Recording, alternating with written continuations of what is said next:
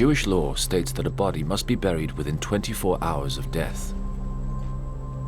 But not on the Sabbath, which runs from Friday sunset to Saturday sunset.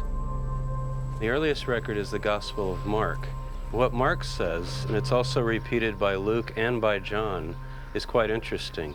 That Joseph took the body down, and then it says because of the emergency situation that the holiday, that the Passover is so near, hours away on that Friday afternoon, that he put the body in a tomb near the place of the crucifixion. This is the tomb at Golgotha, mentioned in the Gospels. According to the Talpiot theory, it's a temporary solution.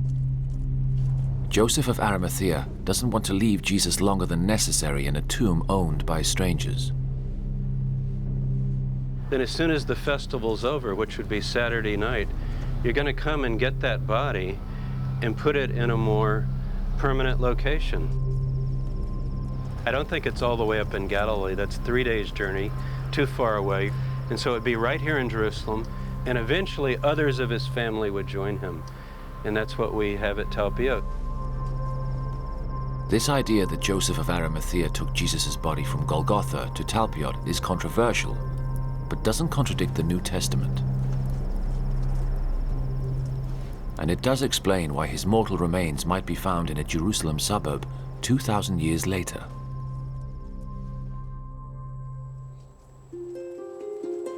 But what about the other shocking assertion of the Talpiot theory, that Jesus was buried with a wife and child? How does that stand up to further scrutiny? Central to the assessment is that Jesus was a married man with a son. I mean, that is integral to this being a credible claim. This is Jesus, the married man, the father, buried with other members of his family in this tomb in Talpiot. But is there any evidence in the Gospels or any other ancient texts to suggest Jesus was a father?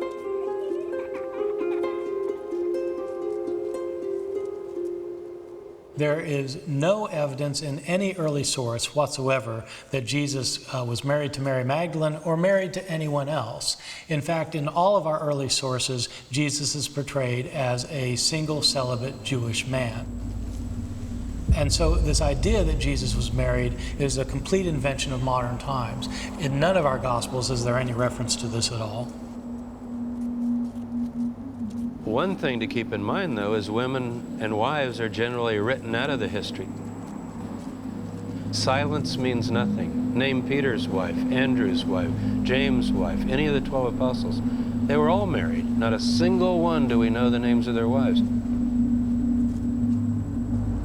Now, we can also talk about a Jewish male, age 30, it's proper to marry in that culture and that sort of thing. And the likelihood, then, that he would be married is there culturally.